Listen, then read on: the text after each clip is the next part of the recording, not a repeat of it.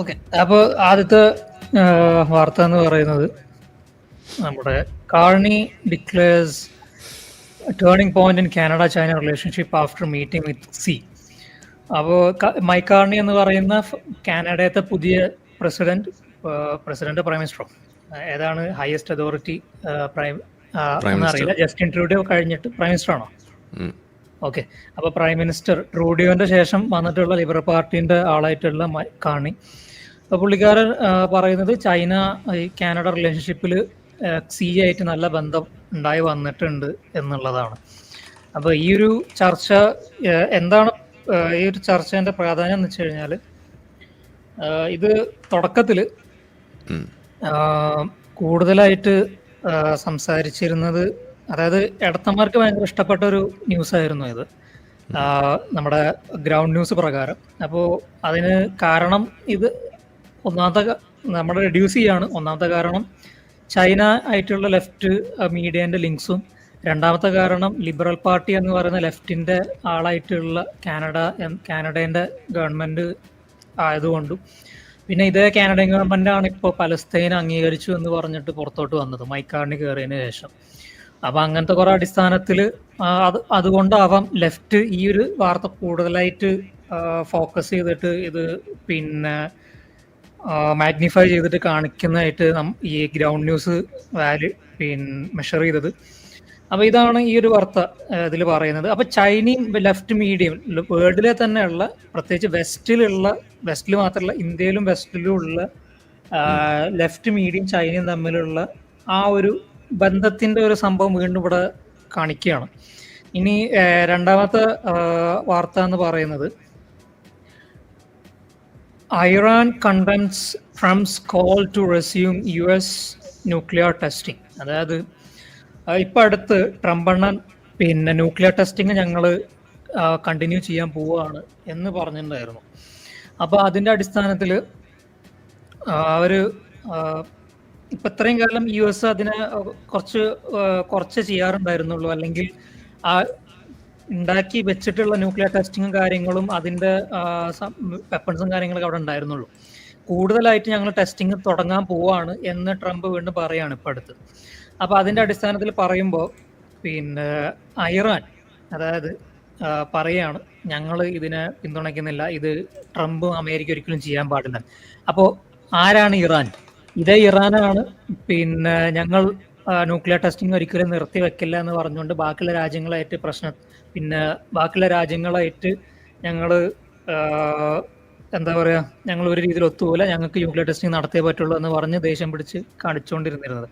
അപ്പോൾ UN-ഉം US-ഉം ഒക്കെ ഇറാനോട് പിന്നെ ന്യൂക്ലിയർ ടെസ്റ്റിംഗ് നിർത്തി വെക്കണമെന്ന് പറഞ്ഞിട്ടും ലോകത്ത് ഏറ്റവും കൂടുതൽ ന്യൂക്ലിയർ ടെസ്റ്റിംഗ് നടത്തുന്ന രാജ്യങ്ങളിൽ ഒന്നായിട്ട് മാറുന്ന ഒരു അവസ്ഥ ഇറാൻ ചെയ്യുന്നുണ്ട്.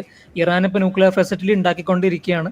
അത് പിന്നെ ഇറാൻ ന്യൂക്ലിയർ ഫെസിലിറ്റി ഉണ്ടാക്കുന്നതിന്റെ അടിസ്ഥാനത്തിലാണ് ഇറാനെതിരെ പിന്നെ സാങ്ഷൻസ് വരുന്നതും US-ഉം ലോകമെമ്പാടും അതിനെ സാങ്ഷൻ ചെയ്യുന്നതും ഇറാന്റെ എക്കണോമി ഫുൾ തകർന്ന് തരിപ്പണാവുന്ന അവസ്ഥയിലോട്ട് എത്തിയിട്ടുള്ളത്. ഇറാന്റെ ഇൻഫ്ലേഷൻ എന്ന് പറഞ്ഞു കഴിഞ്ഞാൽ ലെജൻഡറി ആണ്. അപ്പോൾ അവിടുത്തെ ഒരു എന്താ പറയാ, ബ്രെഡ് കഷ്ണത്തിന് 10,000 റിയാലൊക്കെ വരുന്ന ലെവലിലോട്ടുള്ള ഇൻഫ്ലേഷൻ ലെവലുകളാണ് നടന്നുകൊണ്ടിരിക്കുന്നത്. 1000-10,000 റിയാൽ ഇറാനിയൻ റിയാലാണ്. അതല്ലെ ഇറാനിയൻ കറൻസിയാണ് ഒരു ബ്രെഡിന്റെ പാക്കറ്റിനോ അല്ലെങ്കിൽ ഒരു അങ്ങനത്തെ കുറച്ച് ഒരു നേരത്തെ ഭക്ഷണത്തിനൊക്കെ വരുന്ന ലെവലിലോട്ട് ആ ലെവലിലുള്ള ഇൻഫ്ലേഷൻ ആണ് അവിടെ നടന്നുകൊണ്ടിരിക്കുന്നത്. അതിന് കാരണം ഈ പറഞ്ഞ പോലുള്ള ഇന്റർനാഷണൽ സാങ്ഷൻസ് ഇറാനിന് ഉള്ളത് കൊണ്ടാണ്. അപ്പോൾ ഇത്രയും സാങ്ഷൻസ് ഇറാൻ നേരിട്ടിട്ടും ഞങ്ങൾ ന്യൂക്ലിയർ ടെസ്റ്റിംഗ് നിർത്തിവെക്കില്ല, ഞങ്ങളുടെ ന്യൂക്ലിയർ ബിൽഡപ്പ് ഞങ്ങൾ നിർത്തില്ല എന്ന് പറഞ്ഞ ആ ഇറാനാണ് ഇപ്പോൾ US-നോട് നിങ്ങൾ ഇത് ചെയ്യാൻ പാടില്ല എന്ന് പറഞ്ഞിട്ട് അവിടെ കടന്ന് ഒച്ചപ്പാടുണ്ടാക്കുന്നത്. ഇതാണ് ഇതിൻ്റെ ഒരു നമ്മുടെ ഇസ്ലാമിസ്റ്റുകളുടെ ഒരു ഇരട്ടത്താപ്പ് എന്ന് പറയുന്നത്, അല്ലെങ്കിൽ കപടത എന്ന് പറയുന്നത് അതാണ്.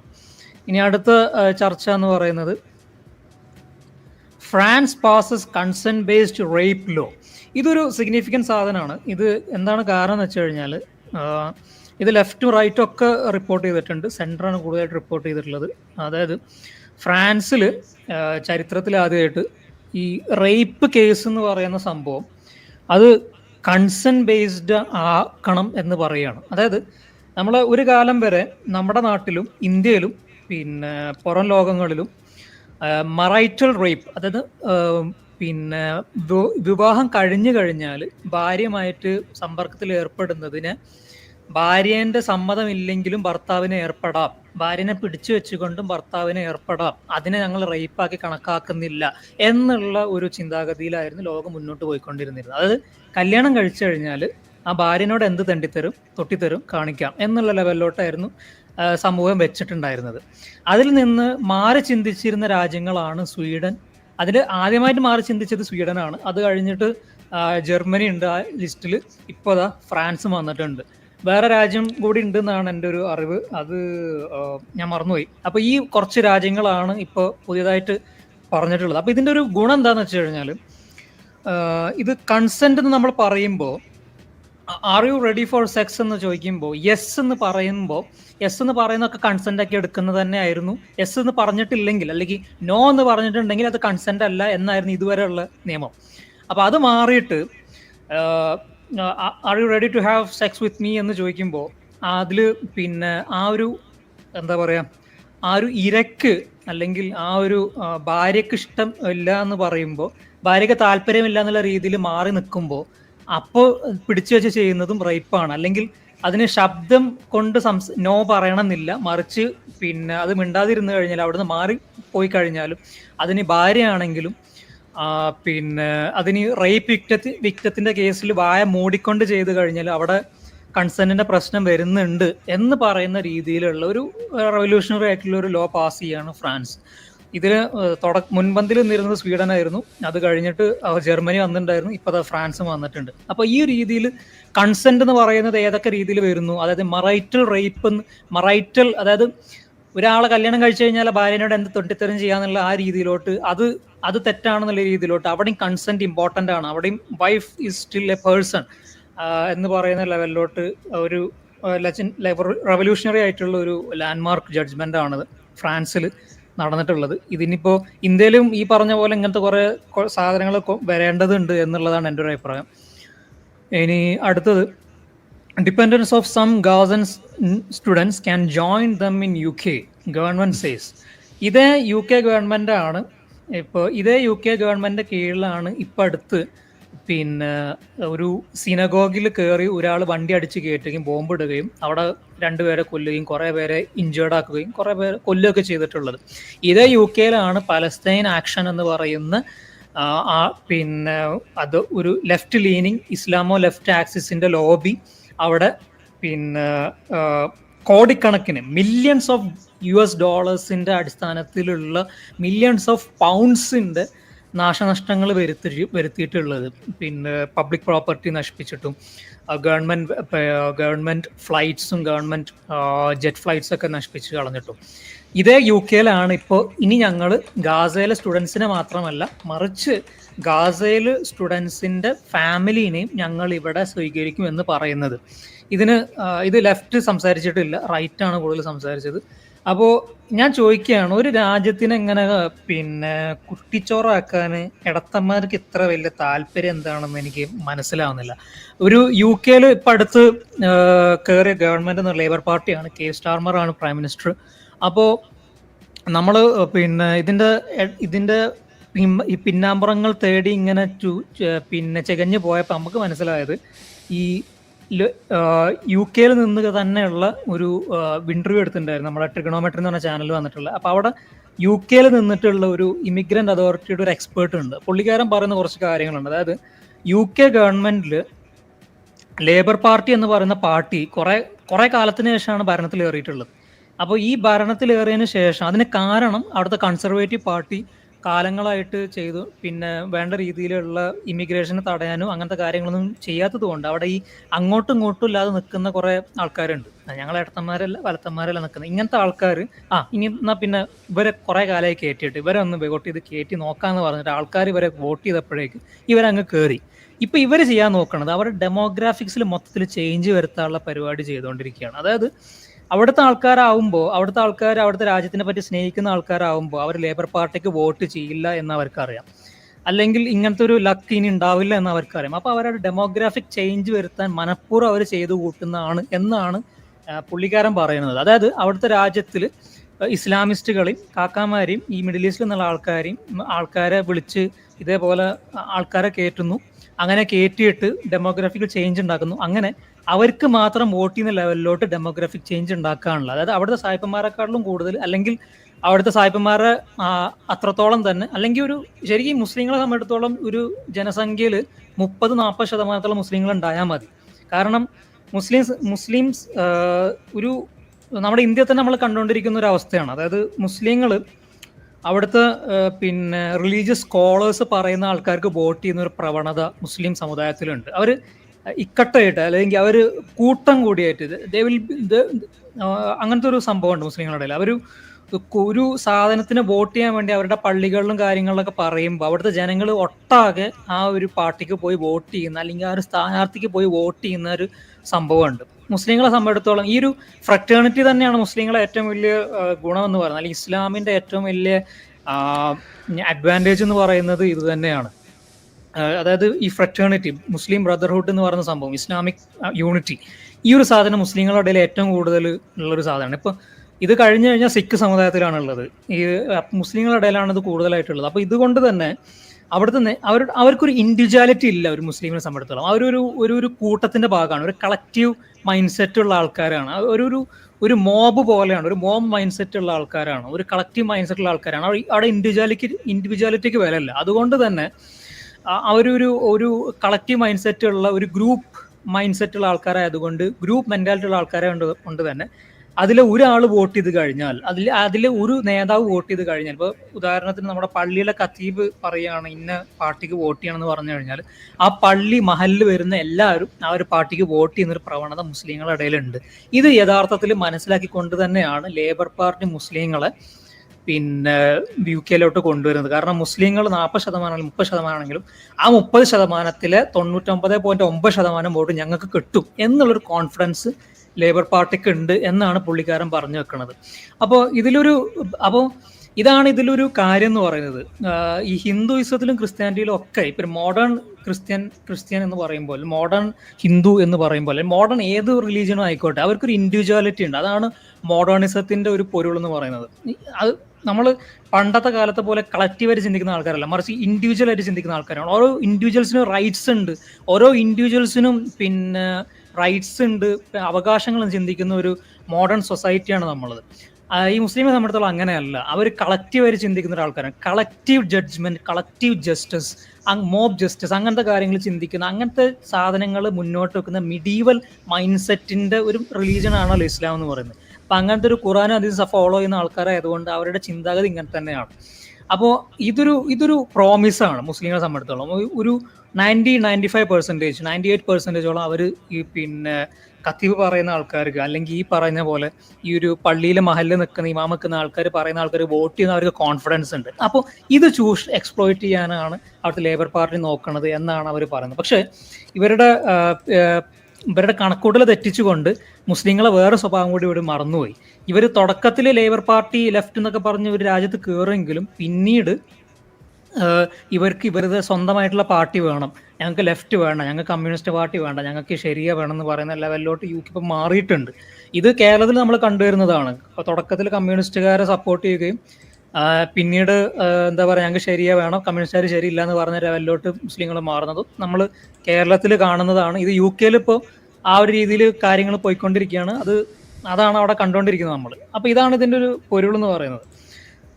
ഇനി നമ്മുടെ പലസ്തീൻ ആക്ഷന്റെ കാര്യം പറഞ്ഞ സംഭവം തന്നെയാണ്. More than dozen Palestine action protest plan next month despite ban on group.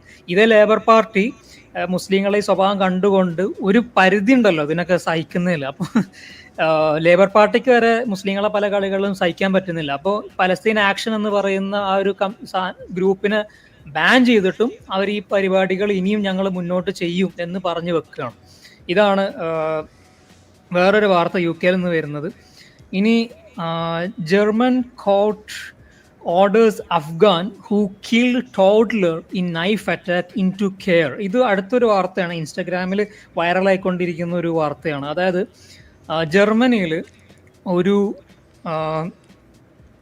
ഒരു അഫ്ഗാനിൽ നിന്ന് വന്നിട്ടുള്ള ഒരു മുസ്ലിം ഇയാൾ പിന്നെ ഇതേ പറഞ്ഞ പോലെ ഈ കാക്ക ആശയം തലക്ക് കയറി പിടിച്ച് ജിഹാദിത്തരം ചെയ്യാൻ വേണ്ടി നടക്കുകയായിരുന്നു. അപ്പോൾ ഇയാള് അവിടെ ഒരാള് പിന്നെ ഒരു കുട്ടിയെയും ഒരു അച്ഛനും ഇങ്ങനെ പാർക്കിൽ കളിച്ചുകൊണ്ടിരിക്കുക, നടന്നുകൊണ്ട് പോയിക്കൊണ്ടിരിക്കുക എന്തോ ചെയ്യുമായിരുന്നു. അപ്പോൾ അവരെ കയറിയിട്ട് ഇയാള് കത്തി കൊണ്ട് ആക്രമിക്കാൻ പോവാണ്. ജിഹാദിത്തരം അങ്ങനെയാണല്ലോ. ലോൺ വുൾഫ് അറ്റാക്ക് എന്ന് പറയുന്ന ഐസിസിന്റെ ഒരു രീതിയുണ്ട്. അതായത് കൂട്ടം പോയിട്ട് കൂട്ടത്തോടെ ആക്രമിക്കല്ല, മറിച്ച് ഈ പറഞ്ഞ പോലെ സ്ലീപ്പർ സെൽ സെറ്റ് ആക്രമിക്കുന്ന ഒരു പരിപാടിയുണ്ട്. അതായത് ഈ പറഞ്ഞ പോലെ സൂയിസൈഡ് ബോംബിംഗ് പോലത്തെ പരിപാടികളുണ്ട്. അപ്പോൾ ബോംബ് കിട്ടാത്ത ആൾക്കാർക്ക് അവരോട് ഈ ഐസിസിന്റെ മോഡ്യൂൾസ് ഒക്കെ പറയാറുള്ളത് ഈ പറഞ്ഞ പോലെ നൈഫ് അറ്റാക്ക് നടത്തിയിട്ട് സ്വയം കുത്തിക്കൊല്ലുക, അങ്ങനത്തെ രീതിയിലുള്ള പരിപാടികളാണ് പറഞ്ഞുകൊണ്ടിരിക്കുന്നത്. അപ്പോൾ നൈഫാണല്ലോ അപ്പോൾ നമുക്ക് പെട്ടെന്ന് കിട്ടാൻ പറ്റുന്ന കത്തി എന്ന് പറയുന്നത്, പെട്ടെന്ന് കിട്ടുന്ന ആയുധം എന്ന് പറയുന്നത്. അപ്പോൾ ഈ രീതിയിൽ ലോൺ വുൾഫ് അറ്റാക്സ് യൂറോപ്പിലെമ്പാടും ഈ ഐസിസിന്റെയും അൽ ഖ്വയ്ദന്റെ ഒക്കെ ടീംസ്, മുസ്ലിം ബ്രദറിന്റെ ഒക്കെ ടീംസ് ചെയ്തുകൊണ്ടിരിക്കുന്നുണ്ട്. അപ്പോൾ ഇതിന്റെ അടിസ്ഥാനത്തിൽ പിന്നെ ഇയാൾ ഇതേപോലെ ആ ഒരു ആശയമുള്ള ആള്, പിന്നെ റാഡിക്കലൈസ്ഡ് ആയിട്ടുള്ള ആള്, ഇയാള് മുസ്ലിം ആയിട്ടുള്ള ആള്, ഇയാള് അവിടെ ഈ രണ്ടുപേരെ കൊല്ലാൻ പോകുന്നു. ഈ കൊല്ലുന്നതിന്റെ ഇടയിൽ ഒരാള് ഇവരെ രക്ഷിക്കാൻ നോക്കുന്നു. അപ്പൊ ഇയാള് കുത്തിക്കൊല്ലുന്നു. എന്നിട്ട് ഇയാള് കുത്തിക്കൊല്ലുന്നതിന്റെ ഇടയിൽ പോലീസുകാർ ഇയാളെ പിടിക്കുന്നു. 3 പേര് മരിച്ചു. പിന്നെ പക്ഷെ ഇയാളെ പോലീസ് പിടിക്കുന്നു. പോലീസ് പിടിച്ചിട്ട് കൊണ്ടുപോയതിനു ശേഷം ഇയാള് കോർട്ടിൽ വാദിക്കുകയാണ്, പിന്നെ I am mentally handicapped, I am mentally disoriented എന്ന് പറഞ്ഞുകൊണ്ട് ഒരു രീതിയിലോട്ട് കോൺവിക്ഷൻ മാറ്റിക്കുറിക്കണം. അതായത് നിങ്ങൾക്ക് അറിയുമെന്ന് അറിയില്ല, പിന്നെ US-ലും യൂറോപ്പിലൊക്കെ നമ്മൾ ഒരാളെ കൊന്നിട്ട് നമ്മൾ ജയിലിൽ അടച്ചു കഴിഞ്ഞാൽ നമ്മൾ we are mentally unhealthy, mentally impaired എന്ന് പറഞ്ഞു കഴിഞ്ഞാൽ അയാൾക്ക് പിന്നെ സൈക്കാട്രിക് അസൈലം കൊടുക്കുന്ന ഒരു പരിപാടി ഉണ്ട്. അതായത് പിന്നെ ജയിലിലോട്ട് വിട്ട് രക്ഷിക്കുന്നതിന് പകരം അയാൾ രോഗിയാണെന്ന് പറഞ്ഞുകൊണ്ട് അയാളെ സൈക്യാട്രിക് വാർഡിലോട്ട് മാറുന്നൊരു പരിപാടിയുണ്ട്. ഇതിന് പിന്നെ അബ്യൂസ് ചെയ്യുന്ന ഒരു പ്രവണത പിന്നെ US-ലും ബാക്കി പല വെസ്റ്റേൺ വേൾഡിലും ഡെവലപ്ഡ് വേൾഡിലും ഉണ്ട്. ലിബറൽ ഡെമോക്രസി ഉള്ള സ്ഥലങ്ങളിലൊക്കെ ഇങ്ങനെ ഒരു മിസ്യൂസ് ചെയ്യുന്നുണ്ട്. ഇത് മുസ്ലിം ബ്രദർഹുഡിന്റെ 3ാമത്തെ ടാക്റ്റിക്കാണ്. അതായത് 1ാമത്തെ ടാക്റ്റിക് എന്ന് പറയുന്നത് വെസ്റ്റിലോട്ട് പിന്നെ ഇമിഗ്രേഷൻ വഴി കാക്കമാരെ കയറ്റുക എന്നുള്ളതാണ്, ഇസ്ലാമിസ്റ്റുകളെ കയറ്റുക എന്നുള്ളതാണ്. 2ാമത്തെ വഴി എന്ന് പറയുന്നത് നമ്മുടെ മുഹമ്മദ് ഇജാബൊക്കെ പറഞ്ഞു നടക്കുന്ന സംഭവങ്ങൾ, അതായത് ജനസംഖ്യ കൂട്ടുക എന്നുള്ളതാണ്.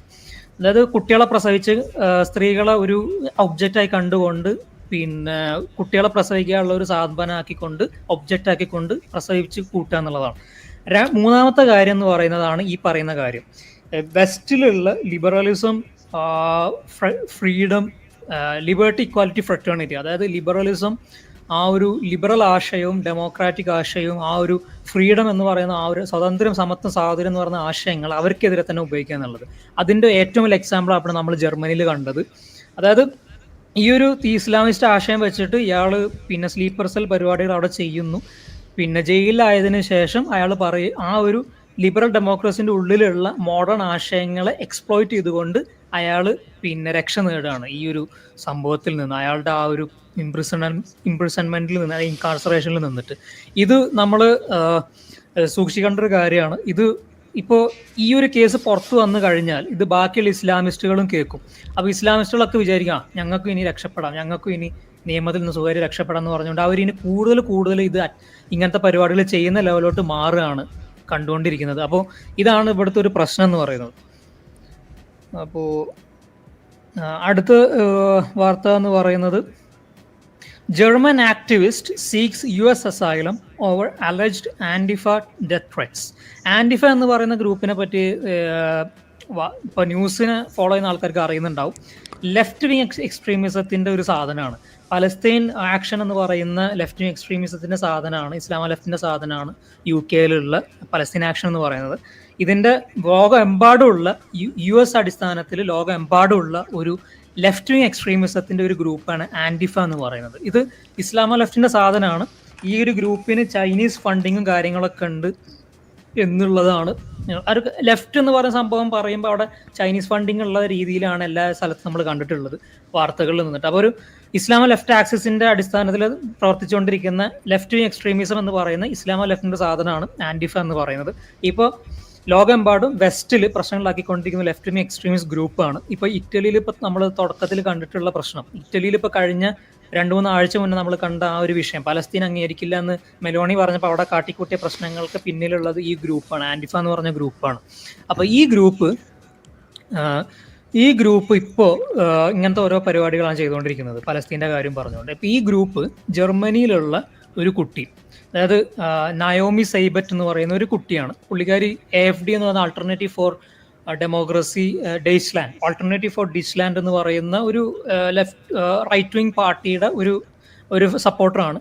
അപ്പോൾ പുള്ളിക്കാരിയെ ഞങ്ങൾ കൊന്നുകളയുമെന്ന് പറഞ്ഞിട്ട് പറയാണ് ആൻറ്റിഫക്കാർ. അപ്പോൾ ഈ കുട്ടി ചെയ്ത കുറ്റം എന്താണെന്ന് വെച്ച് കഴിഞ്ഞാൽ, ഞാൻ AFDനെ പിന്തുണയ്ക്കുന്നു, ഗ്രറ്റ തൺബർഗ് ചെയ്യുന്നത് ശരിയല്ല, ഗ്രറ്റ തൺബർഗിൻ്റെ പൊള്ളത്തരങ്ങൾ പൊളിച്ച് പുറത്ത് കാണിക്കുന്നതുമാണ് ഇവർക്ക് ഈ കുട്ടീനോടുള്ള പ്രശ്നം.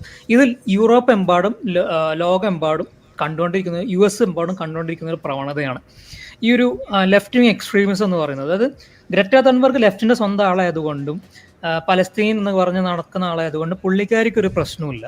അപ്പോൾ ശരിക്കും റൈറ്റ് വിങ് എക്സ്ട്രീമിസം കൊണ്ട് അവിടെ ഈ റൈറ്റ് വിങ്ങിൽ നിൽക്കുന്ന ആൾക്കാർ ശരിക്കും ഫാസിസ്റ്റുകളാണെന്നുണ്ടെങ്കിൽ ഇതേപോലെ ഡെത്ത് ത്രെറ്റ്സ് ഗ്രറ്റയ്ക്കും കിട്ടേണ്ടതല്ലേ? എന്തുകൊണ്ട് ഗ്രറ്റയ്ക്ക് കിട്ടുന്നില്ല? ഈ ഒരു നയോമി സൈബറ്റ് എന്ന് പറയുന്ന കുട്ടിക്ക് എന്തുകൊണ്ട് ഇത് കിട്ടുന്നു എന്നുള്ളതാണ്. ഇവിടെയാണ് നമ്മൾ ഇപ്പോൾ അടുത്ത് ട്രിഗണോമെട്രി എന്ന് പറയുന്ന ചാനലിൽ വീണ്ടൊരു പോഡ്കാസ്റ്റ് ചെയ്തിട്ടുണ്ടായിരുന്നു. അവിടെ ഒരു ഇന്ത്യക്കാരനാണ് അവിടെ പോഡ്കാസ്റ്റിൽ വന്നിട്ടുള്ളത്. പുള്ളിക്കാരൻ ഇന്ത്യൻ അമേരിക്കനാണ്. പുള്ളിക്കാരൻ പറഞ്ഞ കുറച്ച് കാര്യങ്ങൾ, പുള്ളിക്കാരൻ കൺസർവേറ്റീവ് പാർട്ടിൻ്റെ ഉള്ളിൽ പ്രവർത്തിച്ചിരുന്ന ആളാണ്, റിപ്പബ്ലിക്കൻ പാർട്ടിൻ്റെ ഉള്ളിൽ പ്രവർത്തിക്കുന്ന ആളാണ്. പുള്ളിക്കാരൻ പറഞ്ഞൊരു കാര്യങ്ങളുണ്ട്. അതായത് അസാസിനേഷൻ, ഫാസിസം, നാസിസം ഒക്കെ ലോകത്ത് ഉണ്ടായി വന്നിട്ടുള്ളത് ലെഫ്റ്റ് വിങ് ഐഡിയോളജീസിൽ നിന്നിട്ടാണെന്നുള്ളതാണ്. അപ്പോൾ ഫാസിസം എന്ന് പറയുന്ന മുസോളിനിന്റെ പാർട്ടി സോഷ്യലിസ്റ്റ് പാർട്ടിയായിരുന്നു. നാസിസം എന്ന് പറയുന്ന ഹിറ്റ്ലറിന്റെ പാർട്ടിയെ നമ്മൾ പിന്നെ അവരുടെ യഥാർത്ഥ പേര് സോഷ്യലിസ്റ്റ്. നാസി എന്നുള്ള സാധനത്തിന്റെ യഥാർത്ഥത്തിലുള്ള ആ ഒരു അതിന്റെ അബ്രിവേഷൻ എന്ന് പറയുന്നത് സോഷ്യലിസ്റ്റ് പാർട്ടി എന്നുള്ളൊരു സംഭവമായിരുന്നു. അപ്പോൾ ഈ സോഷ്യലിസം ആണ് പിന്നീട് നാസിസം ഫാസിസമായി മാറിയിട്ടുള്ളത്. അപ്പോൾ ഇതാണ് നമ്മൾ പറയാനുള്ളത്. ഈ ലെഫ്റ്റ് വിങ് എക്സ്ട്രീമിസം എന്ന് പറയുന്ന സാധനം, ഫാസിസവും നാസിസവും അസാസിനേഷനൊക്കെ ചരിത്രപരമായി ഉണ്ടായി വന്നിട്ടുള്ളത് ലെഫ്റ്റ് വിങ് എന്നാണ്. അപ്പോൾ ലെഫ്റ്റ് വിങ് എന്ന് പറയുന്നത് ശരിക്കും അപകടകരമായിട്ടുള്ളൊരു ചിന്താശ്രേണിയാണ്, ഒരു ആശയമാണ് എന്നാണ് പുള്ളിക്കാരൻ പറഞ്ഞു വെക്കുന്നത്. അപ്പോൾ ഇതാണ് നമ്മൾ മനസ്സിലാക്കേണ്ടത്. അപ്പോൾ ഇതാണ് ശരിക്കുള്ള ചരിത്രം എന്ന് പറയുന്നത്. ഇതിന് പകരം ഇപ്പോൾ എന്താണ് ലോകത്ത് നടന്നുകൊണ്ടിരിക്കുന്നത്? ഫാസിസം എന്ന് പറയുന്നത് ഒരു റൈറ്റ് വിങ് അജണ്ടയാക്കി മാറ്റിയിട്ടുണ്ട് ഈ പറഞ്ഞ പോലെ ലെഫ്റ്റ് വിങ് ലെഗസി മീഡിയ. ഇതാണ് ഇവിടുത്തെ അവസ്ഥ എന്ന് പറയുന്നത്. അപ്പോൾ ഇതാണ് ഈ ഒരു ന്യൂസ്. ഇനി ഇത് അടുത്ത ന്യൂസ് തന്നെയാണ്. അപ്പോൾ നയോമി സൈബറ്റ് എന്ന് പറയുന്ന ഈ ഒരു കുട്ടിയെ activist dubbed anti Greta Thunberg seeks US asylum. അപ്പോൾ പുള്ളിക്കാരിയെ ജർമ്മനിയിൽ ഡെത്ത് ത്രെറ്റ്സ് കിട്ടിക്കൊണ്ടിരിക്കുന്നതുകൊണ്ട് പുള്ളിക്കാരിക്ക് US അസൈലം വേണമെന്ന് പറഞ്ഞിട്ട് പുള്ളിക്കാരി പിന്നെ റിക്വസ്റ്റ് ചെയ്യാണ്. അപ്പോൾ അടുത്ത് തന്നെ കിട്ടും എന്നുള്ളതാണ് നമ്മൾ അറിയുന്നത്. അപ്പോൾ ഇതാണ് സംഭവം. അപ്പോൾ ഇത് നയോമി സൈബറ്റിൻ്റെ മാത്രം കാര്യമല്ല. നമ്മൾ അയാൻ ഇർസിയാലി എല്ലാവർക്കും അറിയുന്നുണ്ടാവും. ഇപ്പോൾ ഇസ്ലാമിനെതിരെ തുടക്കം തൊട്ട് എതിർത്തുകൊണ്ടിരിക്കുന്ന ഒരു ഫീമെയിൽ ജെനിറ്റൽ മ്യൂട്ടിലേഷൻ വഴി ജീവിതം നശിച്ച ഒരു സ്ത്രീയായിരുന്നു. അപ്പോൾ പുള്ളിക്കാരി ഈ പറഞ്ഞ പോലെ സുഡാനിൽ നിന്ന് UK പുള്ളിക്കാരൻ്റെ ഹസ്ബൻഡ് കൊണ്ടുപോകുന്ന സമയത്ത് നെതർലൻഡ്സിൽ വെച്ചിട്ട് ഹസ്ബൻഡിൽ അവിടെ നിന്ന് ഒളിച്ചോടുകയും നെതർലൻഡ്സിന് ജീവിക്കുകയും നെതർലൻഡ്സിൽ ഇസ്ലാമിനെതിരെ സംസാരിച്ച് തുടങ്ങിയപ്പോൾ ഇതേപോലെ ത്രെറ്റ്സ് കിട്ടിയ സമയത്ത് US കൊടിയേറിയ ഒരു ആളാണ്. ഇത് യൂറോപ്പിൽ ഒന്നടങ്കം കണ്ടുകൊണ്ടിരിക്കുന്ന ഒരു പ്രവണതയാണ്. അതായത് നമ്മൾ എന്തേ ഒരു കാര്യം ലെഫ്റ്റ് വിങ് എക്സ്ട്രീംസിനെതിരെയോ ഇസ്ലാമിനെതിരെ പറയുമ്പോൾ ഡെത്ത് ത്രെറ്റ്സ് ഉണ്ടാകുന്നു, അവരെ മര്യാദക്ക് സംരക്ഷിക്കുന്നില്ല. അപ്പോൾ അവരൊക്കെ US പോയിട്ടാണ് സംരക്ഷണം തേടുന്നത്. ഇതാണ് യൂറോപ്പിൻ്റെ അവസ്ഥ എന്ന് പറയുന്നത്. അപ്പോൾ US ആണ് യൂറോപ്പിനെക്കാളും സേഫ് എന്നുള്ളതാണ് ഒരു സത്യം. ഇനി നമ്മൾ അസാസിനേഷൻസ് കാര്യങ്ങൾ പറഞ്ഞു, സുഡാൻ്റെ കാര്യമൊക്കെ പറഞ്ഞു. ഇതേപോലെ വംശഹത്യ മാസക്ര നടക്കുന്ന വേറൊരു US ആഫ്രിക്കയിലുള്ള രാജ്യമാണ് നൈജീരിയൻ്റെ കാര്യമൊക്കെ നമ്മൾ പറയാറുണ്ട്, ഇതിന് മുന്നേ പറഞ്ഞിട്ടുണ്ട്. ഒരു രാജ്യം കൂടി ഉണ്ട് ഈ ഒരു കണികയിൽ. ഈ രാജ്യത്തിൻ്റെ പേരാണ് മാലി എന്ന് പറയുന്ന രാജ്യം. ഈ മാലി എന്ന് പറയുന്ന രാജ്യത്ത് അൽ-ഖ്വയ്ദ എന്ന് പറയുന്ന തീവ്രവാദി സംഘടന അവിടെ പിന്നെ ഭരണത്തിലേറുന്ന ഒരു പ്രവണതയാണ് നമ്മൾ കണ്ടുകൊണ്ടിരിക്കുന്നത്. അൽ-ഖ്വയ്ദയുടെ ഒരു ഫാക്ഷനായിട്ടുള്ള ജാമിയത്ത് നുസ്രത്ത് അൽ ഇസ്ലാം അൽ Muslimeen which translates as support group for Islam and Muslims എന്ന് പറയുന്നൊരു ഗ്രൂപ്പാണ് അവിടെ മാസക്കേഴ്സ് നടത്തിക്കൊണ്ടിരിക്കുന്നത്. അവർ ഇപ്പം അടുത്ത് 500 പേരെ കൊന്നു തള്ളിയിട്ടുണ്ട്. അപ്പോൾ ഇതൊന്നും വാർത്തയാവുന്നില്ല. അല്ലെങ്കിൽ ഇവിടെ നോ ജ്യൂസ് നോ ന്യൂസ് എന്നുള്ളതാണല്ലോ, ജ്യൂസ് എന്നുള്ളതാണല്ലോ എന്ന് നമ്മളെ ഗ്രറ്റ തൻബർഗ് പറയുന്ന പോലെ, ജ്യൂസ് ഇല്ലെങ്കിൽ അത് ജ്യൂസി അല്ല എന്ന് പറയുന്ന ഒരു അവസ്ഥയാണ് ഇവിടെ കണ്ടുകൊണ്ടിരിക്കുന്നത്. അപ്പോൾ ഈ ഒരു ഗ്രൂപ്പ് അവിടെ 500 പേരെ കൊന്നു തള്ളുന്നു. ഈ ഗ്രൂപ്പിന്റെ അഫിലിയേഷൻ അൽഖ്വയ്ദയാണ്. ഇതേ അൽഖ്വയ്ദ, അപ്പോൾ ഈ ഗ്രൂപ്പിന് വേറൊരു നമുക്ക് ഈ ഒരു അവസ്ഥയിൽ നമുക്ക് വേറെ കാര്യം കൂടി പറയാനുണ്ട്. അതായത് ഈ ഒരു ഗ്രൂപ്പിന്റെ ഹെഡ് ക്വാർട്ടേഴ്സ്, ഈ ഒരു ഗ്രൂപ്പിന്റെ മദർ ഓർഗനൈസേഷൻ എന്ന് പറഞ്ഞാൽ അൽഖ്വയ്ദയാണെങ്കിലും ഇവർ പറയുന്നത് ഞങ്ങൾ മാലിയിൽ ഭരണം നേടുമെന്നാണ് പറയുന്നത്. എങ്ങനെ? ഏതുപോലെയാണോ ഷാറ എന്ന് പറയുന്ന ജോളാനി സിറിയയിൽ ഭരണം കൈയാളിയതും ഭരണത്തിലേറിയതും, അങ്ങനെ ഒരു ഇസ്ലാമിസ്റ്റ് ഭരണം അവിടെ പിന്നെ നടത്തി, അങ്ങനെ ഇസ്ലാമിസ്റ്റ് ഭരണം സിറിയയിൽ ഇപ്പോൾ കൊണ്ടുവന്നവർ. ഇതിനേക്കാളിലൊക്കെ വലിയ എക്സാമ്പിൾ എന്ന് പറയുന്നത് താലിബാൻ ഏതുപോലെയാണ് അഫ്ഗാനിസ്ഥാനിൽ കയറിയെന്നുള്ളതാണ്. താലിബാൻ അഫ്ഗാനിസ്ഥാനിൽ കയറുന്നു, കുറേ എല്ലാവരും അവിടെ തീവ്രവാദികളെന്ന് ഇത്രയും കാലം മുദ്ര കുത്തിയൊരു പാർട്ടിയെ, ഒരു സംഘടന ഇപ്പോൾ ലോകത്തിലെ പല രാജ്യങ്ങളിലെയും കണ്ണുലുണ്ണിയാവുന്നു. റഷ്യ അംഗീകരിക്കുന്നു, ഇന്ത്യ അവിടെ പോയിട്ട് കെട്ടിപ്പിടിക്കുന്നു, ഉമ്മ വെക്കുന്നു. ഇതാണ് അവിടുത്തെ അവസ്ഥ എന്ന് പറയുന്നത്. ഇത്രയും കാലം തീവ്രവാദിയായിരുന്ന താലിബാനെ ഇപ്പോൾ പിന്നെ നമ്മുടെ BJP അതിനെ സപ്പോർട്ട് ചെയ്യുന്ന കാണുമ്പോൾ നമുക്കതിനോട് വളരെ പുച്ഛമാണ് തോന്നുന്നത്. ഈ ഇസ്ലാമിസ്റ്റുകൾ ഇന്ത്യയിൽ കാണിക്കുന്നതും ലോകത്തെമ്പാടും കാണിക്കുന്നതും ഇവർ കാണുന്നില്ലേ എന്നുള്ളതാണ് എനിക്ക് ചോദിക്കാനുള്ളത്. അപ്പോൾ ഈ ജാമിയത്തുൽ നുസ്ര അൽ ഇസ്ലാം അൽ മുസ്ലിമീനും പറയുന്നത് താലിബാൻ ഏതുപോലെയാണ് പിന്നെ അഫ്ഗാനിസ്ഥാനിൽ കയറിയത്, അതുപോലെ ഞങ്ങളും മാലിൽ കയറും, താലിബാനാണ് ഞങ്ങളെ റോൾ മോഡൽ എന്നാണ് പറയുന്നത്. ഇതേ താലിബാനെയാണ് ഇപ്പൊ കെട്ടിപ്പിടിച്ചുകൊണ്ട് നടക്കുന്നത്. അത് എന്തും ആയിക്കോട്ടെ, എന്ത് ജിയോ പൊളിറ്റിക്കൽ സംഭവം ആയിക്കോട്ടെ, പിന്നെ പാകിസ്ഥാനെതിരെ നിൽക്കാൻ വേണ്ടി നിങ്ങൾ അഫ്ഗാനിസ്ഥാനൊപ്പം നിൽക്കുന്നതെന്നൊക്കെയാണ് പറയുന്നത്. ഇതേ തന്ത്രം തന്നെയാണ് ഇപ്പോൾ ലെഫ്റ്റുകൾ, ലേബർ പാർട്ടി ഇപ്പോൾ UK ചെയ്തുകൊണ്ടിരിക്കുന്നത്. അവരെ മൂട്ടിൽ വെടിക്കുന്ന പരിപാടി ആയിക്കൊണ്ടിരിക്കുകയാണ് ഇപ്പോൾ UK എന്നുള്ളതാണ് നമ്മൾ കണ്ടുകൊണ്ടിരിക്കുന്നത് നമ്മളെ കൺമുന്നിൽ. ഇതേപോലെ നമ്മൾ ഇന്ത്യ പാകിസ്ഥാനെ എതിർക്കാൻ വേണ്ടി നിങ്ങൾ പിന്നെ താലിബാൻ എന്ന് പറയുന്ന ആ ഒരു തീവ്രവാദി സാധനത്തിനെ പോയി സപ്പോർട്ട് ചെയ്ത് കഴിഞ്ഞാൽ നമ്മളെ മൂട്ടിൽ വെടിക്കുന്ന പോലെയാവുന്നതാണ് പറയുന്നത്. ഇതിന്റെ അടിസ്ഥാനത്തിൽ വേറൊരു കാര്യം കൂടി പറയാനുള്ളത്, ഈ താലിബാന്റെ ലീഡർ ഇപ്പം അടുത്ത് നമ്മൾ ഇന്ത്യ വന്ന് വിസിറ്റ് ചെയ്യുകയുണ്ടായി. വളരെ വിദഗ്ധമായിട്ട് സ്ത്രീകളോടുള്ള വെറുപ്പ് കാരണം ഫീമെയിൽ റിപ്പോർട്ടേഴ്സിനെ ആ റൂമിൽ നിന്ന് പുറത്താക്കണമെന്ന് പറയുന്നു. ഒരു എളുപ്പമാനമില്ലാണ്ട് ഇന്ത്യയിലെ പിന്നെ ഒഫീഷ്യൽസ് വിമൻ ഫീമെയിൽ റിപ്പോർട്ടേഴ്സിനെ റൂമിൽ നിന്ന് പുറത്താക്കുന്നു. ഇതേ ആള് എന്നിട്ട് പിന്നെ എവിടെ പോകുന്നു, നമ്മളെ ദിയോബന്ദി യൂണിവേഴ്സിറ്റിയിൽ പോകുന്നത്. എന്താണ് ദിയോബന്ദി യൂണിവേഴ്സിറ്റി? ദിയോബന്ദി യൂണിവേഴ്സിറ്റിയാണ് UPയിലുള്ള ദിയോബന്ദി സ്കൂൾ ഓഫ് തോട്ട് എന്ന് പറയുന്നത്. ഇതേ ദിയോബന്ദി സ്കൂൾ ഓഫ് തോട്ടാണ് നമ്മളെ കേരളത്തിൽ തബ്ലീഗ് ജമാഅത്ത് എന്ന് പറയുന്ന സാധനമായിട്ട് നമ്മൾ പറയുന്ന സാധനം. ഈ സ്കൂൾ ഓഫ് തോട്ട് വളരെ ഡേഞ്ചറസ് ആണ്. കാരണം ഇതേ സ്കൂൾ ഓഫ് തോട്ടിന്റെ ആൾക്കാരാണ് ഈ ദിയോബന്ദി നമ്മുടെ ഗോദ്രയിൽ ട്രെയിൻ കത്തിച്ച സംഭവത്തിന്റെ പിന്നിലുണ്ടായിരുന്ന 14 പേരോ 12 പേരോ മുഴുവൻ പേരും ദിയോബന്ദി സ്കൂൾ ഓഫ് തോട്ടിൽ നിന്ന് വന്ന ആൾക്കാരാണ്.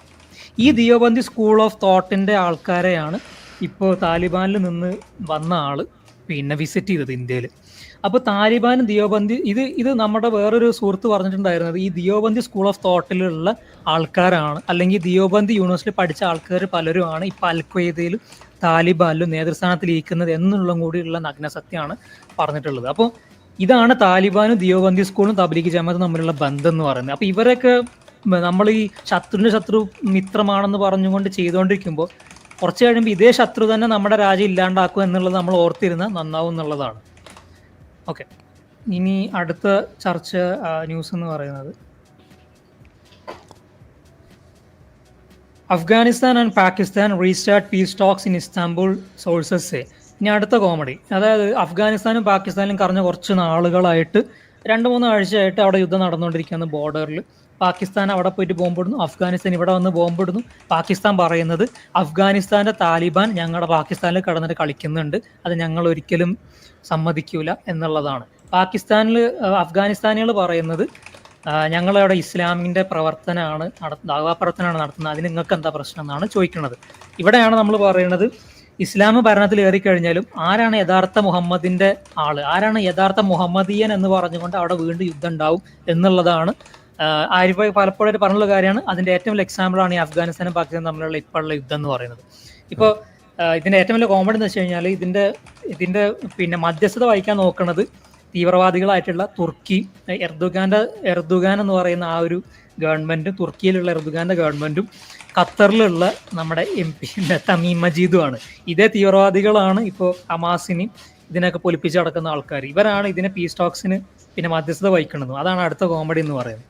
കള്ളന്റെ കയ്യിൽ താക്കോൽ കൊടുക്കുന്ന പോലെയാണെന്നുള്ളതാണ്.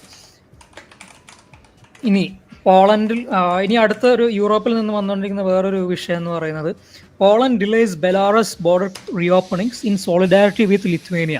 ഈ പോളണ്ടാണ് നമ്മളിപ്പോൾ അടുത്ത് ന്യൂസ് ഫോളോ ചെയ്യുന്ന, അല്ലെങ്കിൽ ഈ ചാനൽ ഫോളോ ചെയ്യുന്ന, ആരിഫ്ബായിന്റെ ചാനൽ ഫോളോ ചെയ്യുന്ന, സാറ്റർഡേ ലൈവ്സ് ഫോളോ ചെയ്യുന്ന ആൾക്കാർക്ക് അറിയുന്നുണ്ടാവും.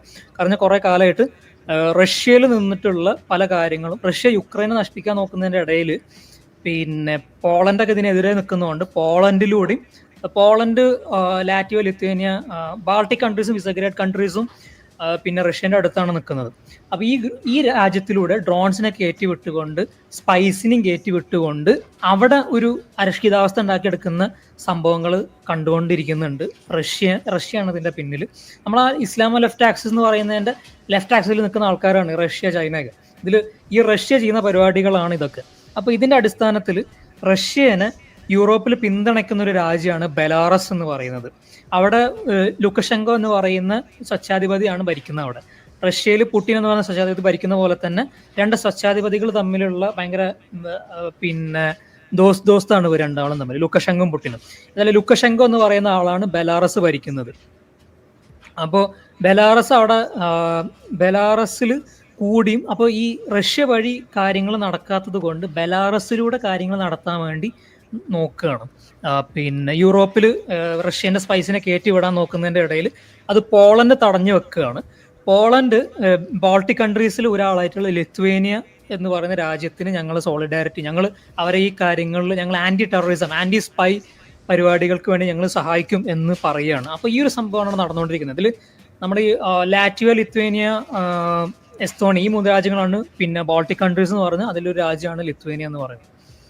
അപ്പോൾ ഇതാണ് അടുത്തൊരു വാർത്ത എന്ന് പറയുന്നത്. ഇനി അടുത്ത വാർത്ത എന്ന് പറയുന്നത് 20,000 ultra orthodox men block entry to Jerusalem in protest against serving in IDF. ഇത് ഇസ്രായേൽ എന്നുള്ളൊരു വാർത്തയാണ്. അതായത് 200,000, അതായത് അവിടെ ഒരു സമരം നടന്നുകൊണ്ടിരിക്കുകയാണ്. ഇപ്പോൾ പലസ്തീന് യുദ്ധം നമുക്ക് ഒന്ന് ശമിച്ച സമയത്ത്, ഇപ്പോൾ പലസ്തീനിൽ യുദ്ധം ഇസ്രായേലല്ല ചെയ്യുന്നത്. ഇപ്പോൾ നമ്മുടെ ഹമാസ് തന്നെയാണല്ലോ അവിടുത്തെ ആൾക്കാരെ കൊന്നൊടുക്കുന്നത്. അപ്പോൾ പിന്നെ നമ്മുടെ ലെഫ്റ്റുകൾക്കും നമ്മുടെ കമ്മ്യൂണിസ്റ്റുകാർക്കും കോൺഗ്രസ്സുകാർക്കും ഒന്നും പരാതിയില്ല. അപ്പോൾ പിന്നെ ഇനിയിപ്പോൾ അവിടെ ന്യൂസൊന്നുമില്ല. അപ്പോൾ ഇപ്പോൾ വേറെ ന്യൂസ് ടൈംസ് ഓഫ് ഇസ്രായേലിന് നമുക്ക് വരുന്നത്, അവിടെ ജെറുസലേമിൽ IDF-ൽ, അപ്പോൾ ഈ നിയമത്തിനെ പറ്റി ആർക്കൊക്കെ അറിയുന്നുണ്ടാവും എനിക്കറിയില്ല. അതായത് ഇന്ത്യയിൽ ഒരു മാൻഡറ്ററി മിലിറ്ററി സർവീസ് എന്ന് പറയുന്ന സംഭവം ഇല്ല. പക്ഷെ പല രാജ്യങ്ങളിലും, ലോകത്തുള്ള പല രാജ്യങ്ങളിലും മാൻഡറ്ററി മിലിറ്ററി സർവീസ് എന്ന് പറയുന്നൊരു സംഭവമുണ്ട്. അതായത് പ്രായപൂർത്തിയായിട്ടുള്ള ഒരു യുവാവ്, ഒരു ആണാണെന്നുണ്ടെങ്കിൽ, പ്രായപൂർത്തിയായിട്ടുണ്ടെന്നുണ്ടെങ്കിൽ നിർബന്ധമായിട്ടും 1-2 വർഷം മിലിറ്ററി സർവീസ് ചെയ്യണം എന്ന് പറയുന്നൊരു നിയമം ഉണ്ട്.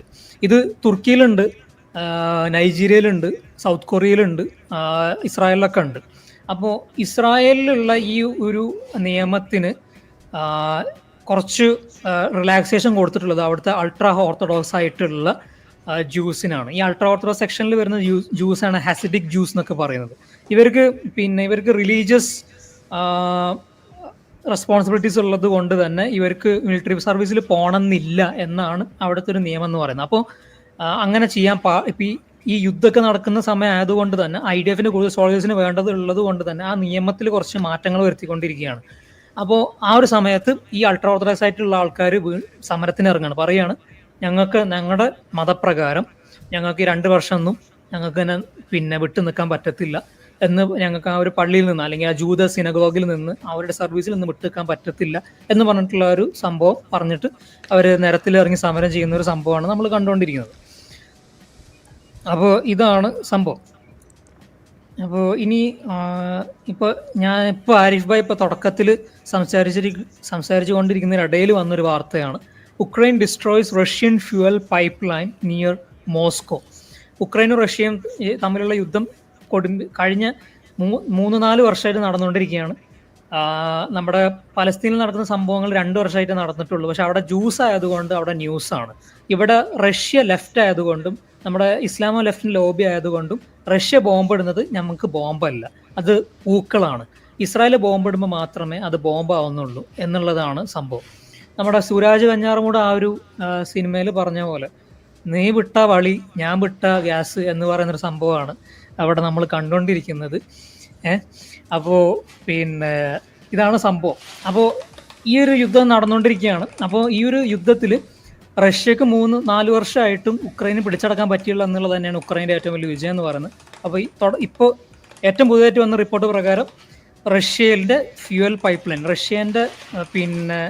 റഷ്യനെ മൊത്തത്തിലൊരു സാങ്ഷൻ നടന്നുകൊണ്ടിരിക്കുകയാണ് ലോകമെമ്പാടും.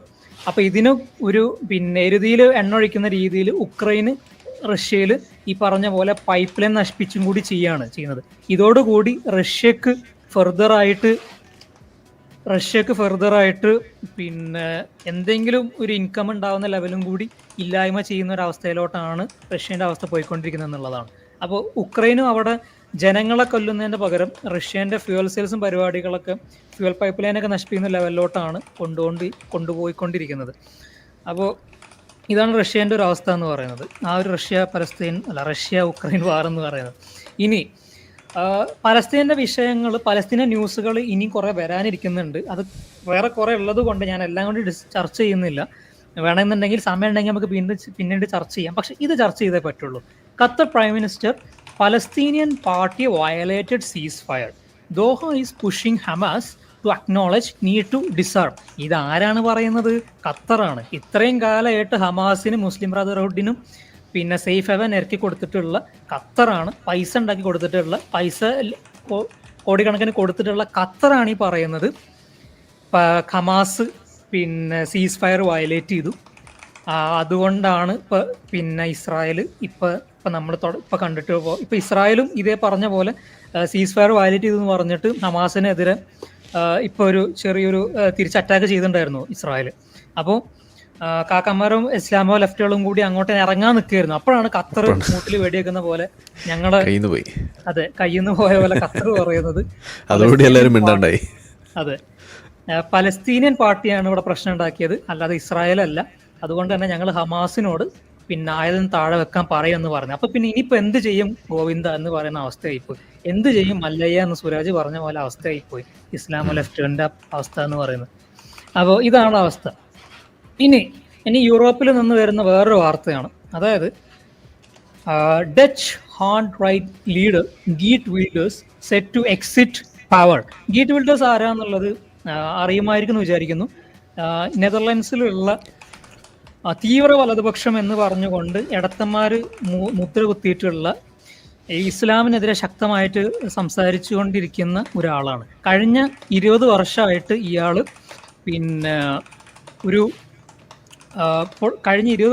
ഇയാൾ പോലീസ് പ്രൊട്ടക്ഷനിലാണ്. 24/7 ജി സെക്യൂരിറ്റിയാണ്. അപ്പോൾ എന്താ കാരണം എന്ന് വെച്ച് കഴിഞ്ഞാൽ ഇസ്ലാമിനെ വിമർശിക്കുന്നു എന്നുള്ളതാണ്. ഒരാൾക്ക് യൂറോപ്പിൽ ഇസ്ലാമിനെ വിമർശിക്കുന്നത് കൊണ്ട് 24/7 ജി സെക്യൂരിറ്റി കൊടുക്കണം എന്ന് പറയുന്ന ഒരു അവസ്ഥയാണ് യൂറോപ്പിലുള്ളത് എന്നുള്ളതാണ്. ഇതാണ് ഗേറ്റ് വിൽഡേഴ്സിന്റെ അവസ്ഥ. അപ്പോൾ ഇയാൾ പൊളിറ്റിക്കൽ പണ്ഡിറ്റ്സിനെയും ലെഫ്റ്റുകളുടെയും ഉറക്കം കെടുത്തിക്കൊണ്ട് 2 വർഷം മുന്നേ ഇയാൾ ഭരണത്തിലേറി നെതർലൻഡ്സിൽ. അപ്പോൾ യൂറോപ്പ് മൊത്തം ഒരു വലതുപക്ഷത്തിലോട്ട് പോയിക്കൊണ്ടിരിക്കുക എന്നുള്ളതിൻ്റെ എക്സാമ്പിൾ ആയിരുന്നു ഗേറ്റ് വിൽഡേഴ്സിന്റെ എന്താ പറയുക കീടാരോഹണം എന്ന് പറയുന്നത്. മലയാളത്തിൽ എന്തെങ്കിലും തെറ്റുണ്ടെങ്കിൽ ക്ഷമിക്കണം കേട്ടോ. ഗീറ്റ് വിൽഡേഴ്സ് അങ്ങനെ ഭരണത്തിലേറുന്നു. പുള്ളിക്കാരൻ ഭരണത്തിലേറിയിട്ട് 2 വർഷം കൊണ്ട് തന്നെ ഗവൺമെന്റ് താഴെ ഇടിയുന്നു. ഇത്രയും മെജോറിറ്റി ഉണ്ടായിട്ടും ആ ഭരണം 4 വർഷം പൂർത്തീകരിച്ചില്ല. 2 വർഷം കൊണ്ട് വീണ്ടും ഇലക്ഷൻ വിളിക്കേണ്ടി വന്നു എന്നുള്ളതാണ്. അപ്പോൾ ഇതിനുള്ള കാരണം എന്തായിരുന്നു എന്ന് വെച്ച് കഴിഞ്ഞാൽ ഗീറ്റ് വിൽഡേഴ്സ് അവിടെ പ്രൈം മിനിസ്റ്ററായി അല്ലെങ്കിൽ പ്രസിഡന്റായിട്ട് കയറിയിട്ടും ഗീറ്റ് വിൽഡേഴ്സിന് വേണ്ട കാര്യങ്ങൾ അവിടെ ഭരണത്തിൽ നടപ്പാക്കാൻ പറ്റാത്തത് കൊണ്ട് പുള്ളിക്കാരൻ്റെ കോalitionനെ തന്നെ താഴെ ഇറക്കാനുള്ള പരിപാടികൾ ഉള്ളിൽ കൂടി ചെയ്തുകൊണ്ടിരിക്കുകയായിരുന്നു. അപ്പോൾ അതുകൊണ്ടാണ് 4 വർഷം നീണ്ടുക്കണ്ട ഭരണം 2 വർഷം കൊണ്ട് തീരുകയും വീണ്ടും ഇലക്ഷൻ വിളിക്കുകയും ചെയ്തത്.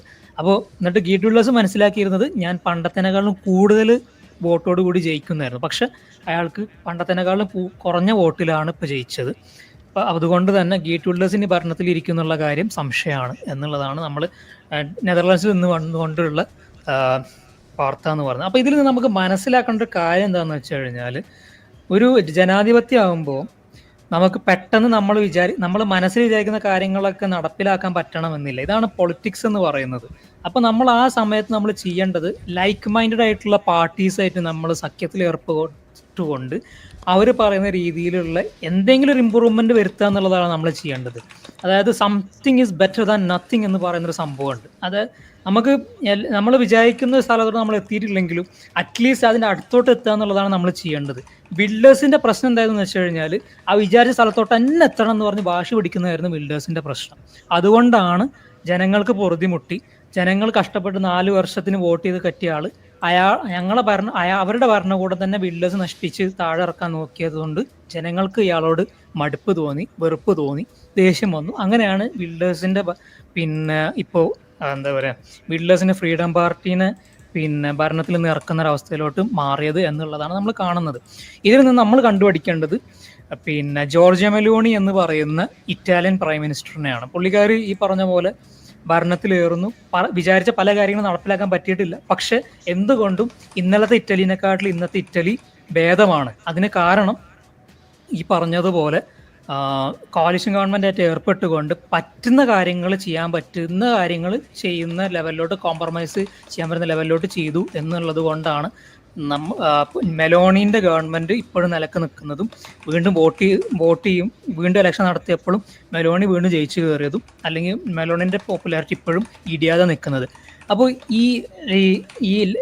നമ്മുടെ ഈ ലെഫ്റ്റ് വിങ്ങിനെയും ലെഫ്റ്റ് ഗവൺമെൻറ്റിനെയൊക്കെ എതിർത്ത് നിൽക്കുന്ന ആൾക്കാരോട് നമുക്ക് പറയാനുള്ളത്, കോalition ഗവൺമെൻറ്റിലൊക്കെ നിൽക്കുകയാണെന്നുണ്ടെങ്കിൽ ഈ പറഞ്ഞതുപോലെ ആ സ്ഥലത്ത് തന്നെ പോകണം എന്ന് പറഞ്ഞ് വാശി പിടിക്കാണ്ട് അറ്റ്ലീസ്റ്റ് ഈ സ്ഥലത്തേക്ക് ഞങ്ങൾക്ക് എത്താൻ പറ്റണം എന്നുള്ള രീതിയിലോട്ട് കോംപ്രമൈസിൽ എത്താൻ പറ്റുക എന്നുള്ളതാണ് നമുക്ക് ചെയ്യേണ്ടത് എന്നുള്ളതാണ്. കാരണം വാശി പിടിച്ചിരുന്ന് കഴിഞ്ഞാൽ നമ്മൾ മനസ്സിൽ കണ്ടതും കൂടി ഒന്നുമില്ലാതായി പോകും എന്നുള്ളതാണ്. ഓക്കെ, നമ്മളെ വീഡിയോ കണ്ടുകൊണ്ടിരിക്കുന്ന ആളുകൾ ചാനൽ സബ്സ്ക്രൈബ് ചെയ്തിട്ടില്ല എന്നുണ്ടെങ്കിൽ അത് ചെയ്ത് നമ്മൾ സപ്പോർട്ട് ചെയ്യുക. മറ്റു രീതിയിൽ സപ്പോർട്ട് ചെയ്യാൻ ആഗ്രഹിക്കുന്ന ആളുകൾക്ക് അതിൻ്റെ ഡീറ്റെയിൽസ് ഡിസ്ക്രിപ്ഷനിലുണ്ട്. നിങ്ങളുടെ ഓരോ ലൈക്കും ഷെയറും അതുപോലെ കമൻ്റ് ഇടുന്നതും ഈ വീഡിയോ അതിൻ്റെ താഴെ വരുന്ന കമൻറ്റുകൾക്ക് നിങ്ങൾ പ്രതികരിക്കുന്നതെല്ലാം തന്നെ വീഡിയോയുടെ റീച്ച് കൂടുന്നതിന് വലിയ തോതിൽ ഉപകാരപ്പെടുന്ന സംഗതിയാണ്. അപ്പോൾ അതുകൊണ്ട് അതിൽ നിങ്ങൾ ഏർപ്പെടണം എന്നും കൂടി ഞാൻ അഭ്യർത്ഥിക്കുകയാണ്. മറ്റുള്ള രീതിയിലുള്ള സപ്പോർട്ട് തുടർന്നും നിങ്ങളുടെ ഭാഗത്തുനിന്നുണ്ടാവും എന്ന് പ്രതീക്ഷിക്കുന്നു.